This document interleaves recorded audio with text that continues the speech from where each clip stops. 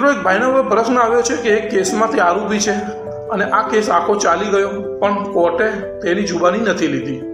શું આરોપીની જુબાની કોર્ટમાં લેવાની હોય છે? આરોપીના સાક્ષીઓ કોર્ટમાં આવી શકે છે?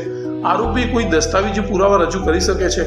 મિત્રો, શું કહે છે કાયદો જાણવાનો પ્રયત્ન કરીએ છીએ. તે પહેલાં આ પેજને ફોલો કરી લેજો, આ રીલને સેવ કરી દેજો અને તમારા મિત્રો સુધી શેર કરી દેજો. તમારો કોઈ પ્રશ્ન હોય તો કમેન્ટમાં જણાવજો. હવે મિત્રો, જ્યારે ફરિયાદ પક્ષનો પુરાવો પૂરો થાય છે ત્યારે આરોપી પક્ષને એક તક આપવામાં આવે છે. આરોપી તેના બચાવમાં જુબાની આપવા માંગે છે.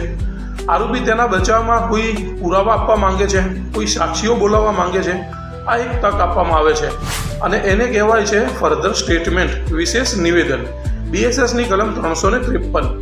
હવે આ સ્ટેજ પર જો આરોપી જુબાની આપવા માંગતો હોય, કોઈ શાહેદ લાવવા માંગતો હોય, દસ્તાવેજી પુરાવા રજૂ કરવા માંગતો હોય તો તે સમયે કોર્ટને એક અરજી પણ આપી શકે છે. એટલે ફરિયાદ પક્ષનો પુરાવો પૂરો થયા પછી આરોપી પક્ષનો પુરાવો આવે છે અને આરોપી પક્ષના પુરાવાના સમયે આરોપી જુબાની પણ આપી શકે છે.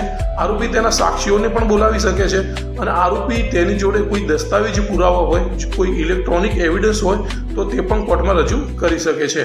પરંતુ મિત્રો, આરોપી તરફે એક વાત બહુ ધ્યાનમાં રાખવી જરૂરી છે.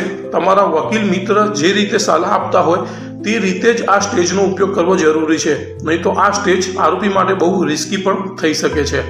આવા જ લીગલ અપડેટ્સ અને અવેરનેસના વિડીયો જોવા માટે ચેનલને સબસ્ક્રાઇબ કરી લેજો. ફેસબુક, ઇન્સ્ટાગ્રામને ફોલો કરી અને આ વિડીયો તમારા મિત્રો સુધી વધુમાં વધુ શેર કરી દેજો.